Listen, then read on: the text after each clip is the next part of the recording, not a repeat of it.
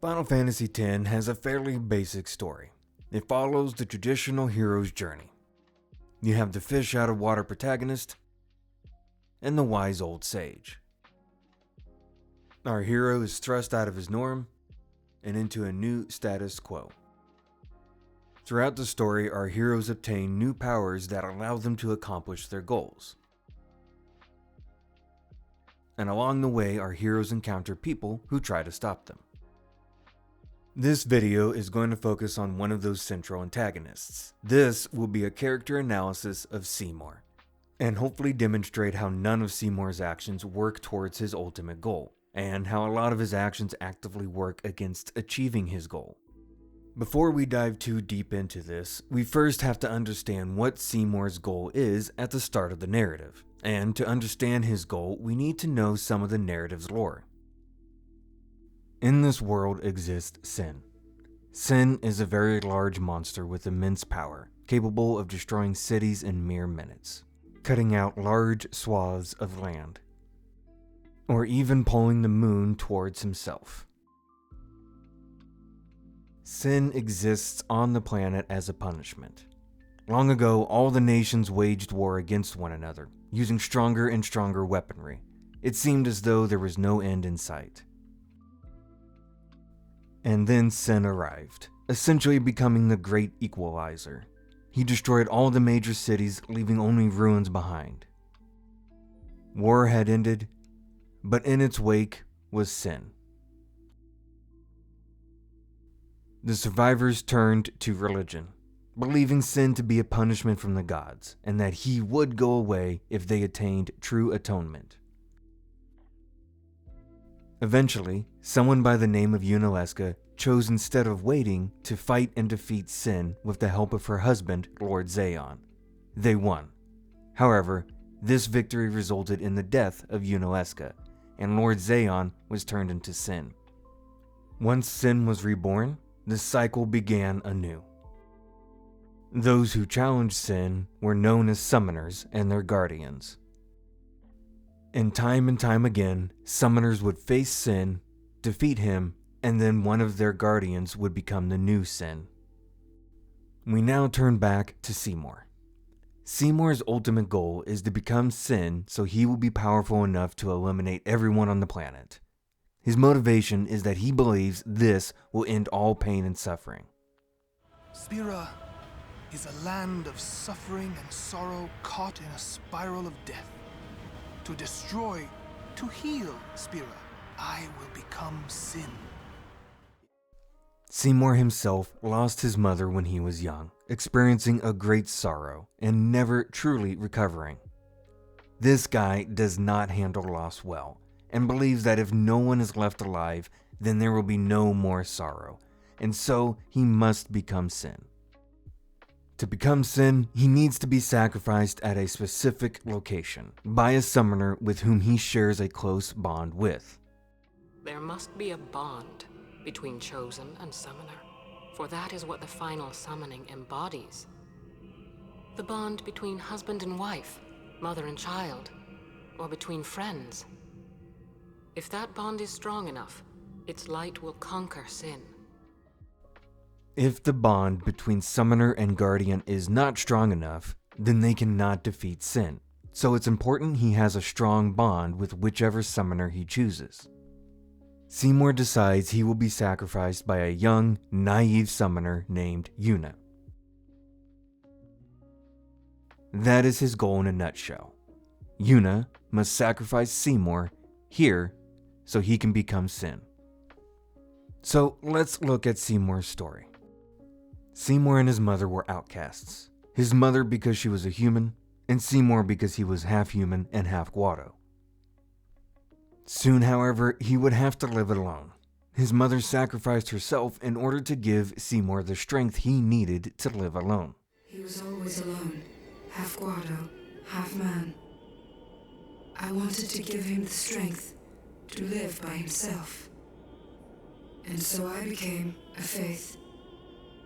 But because I let him taste power, he began to thirst for more.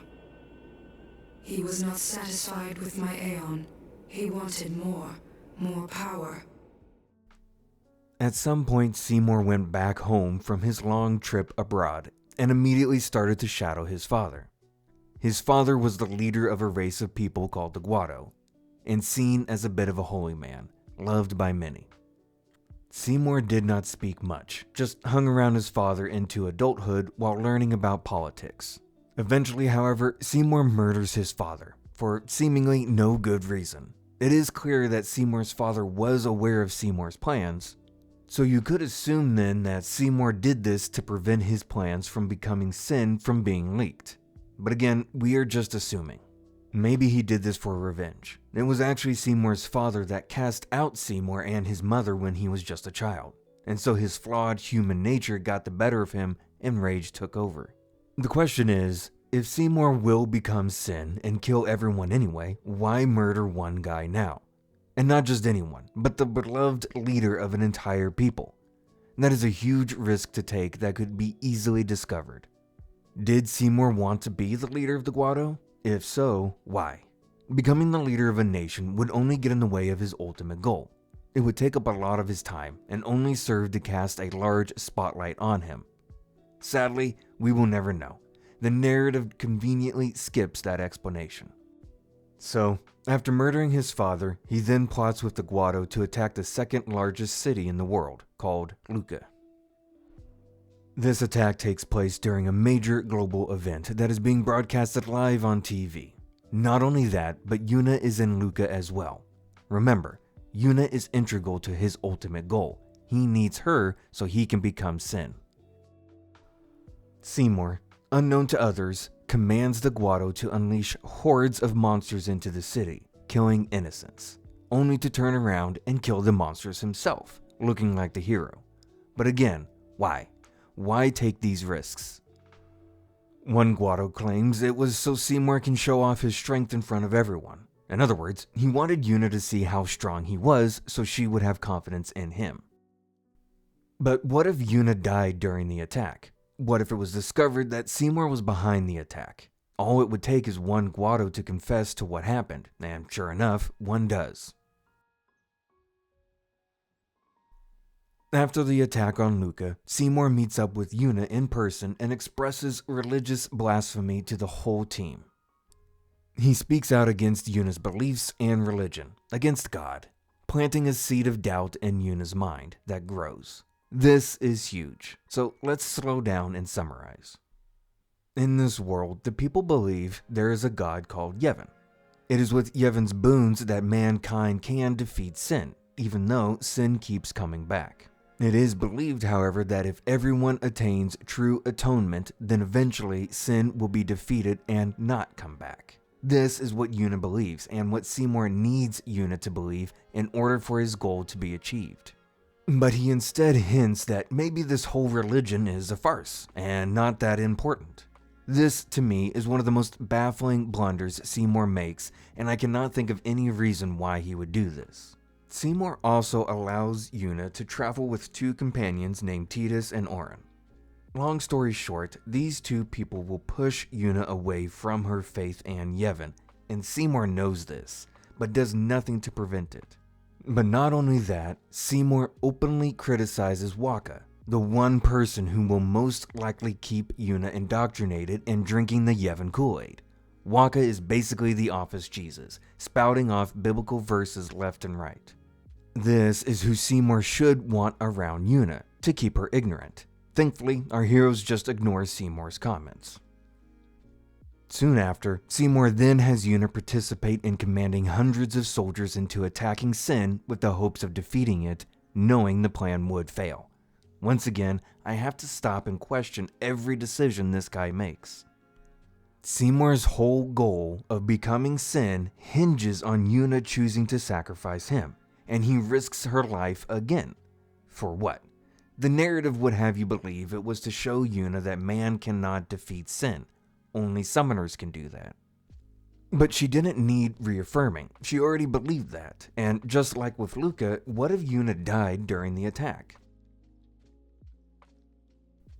Some time passes and Seymour decides to halt Yuna's journey and weds her, wasting time. One thing we have not mentioned is that there are other groups attempting to defeat Sin. Within the story, at least 2 other groups of people are making the trip, and it is implied that there are many more. So think about this. What if while Seymour is trying to marry Yuna, another group goes and defeats Sin? So now Seymour will just have to wait another 10, 20 years for Sin to come back?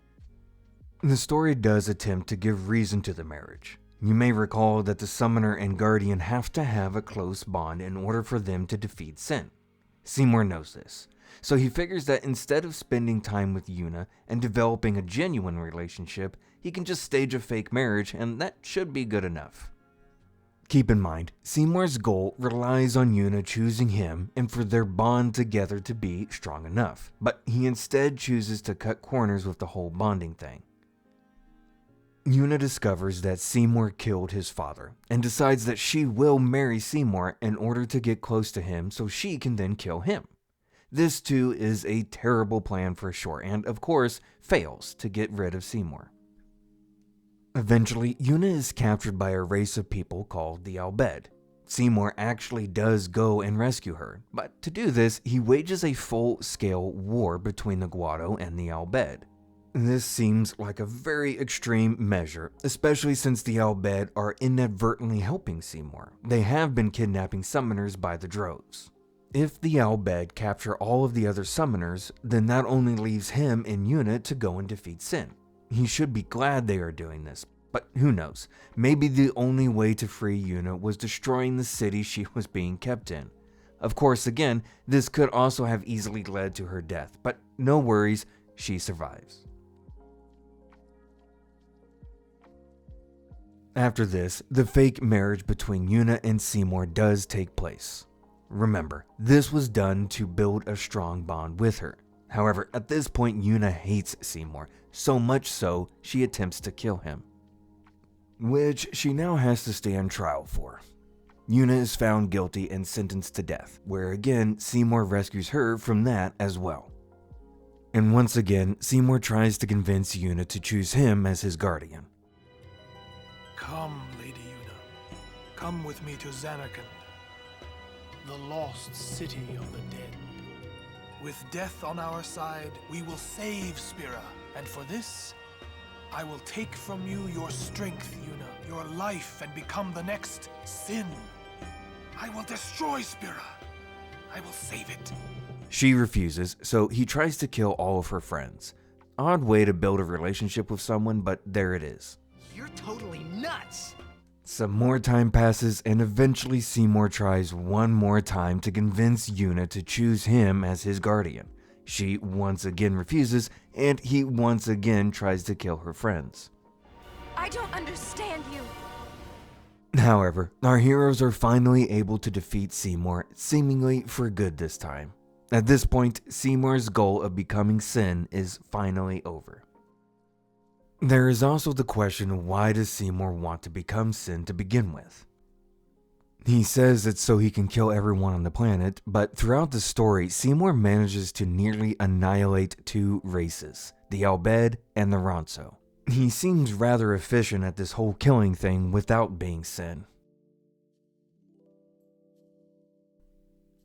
Now look, I'm all for flawed characters who make mistakes, but this is too much. You should not have to stop and question the logic of every decision a character makes. If Seymour's goal was to become Sin, here's one idea on how to make that happen. Seymour tells his father that he wants to help defeat Sin. He travels to Besaid and asks to become the guardian of Yuna. When Tidus attempts to join them, Seymour cautions against it. He knows that Tidus is a potential threat to his plan. He knows that Tidus' father, Jet, is the current Sin. And when Yuna has to choose which guardian to sacrifice, she may choose Tidus instead.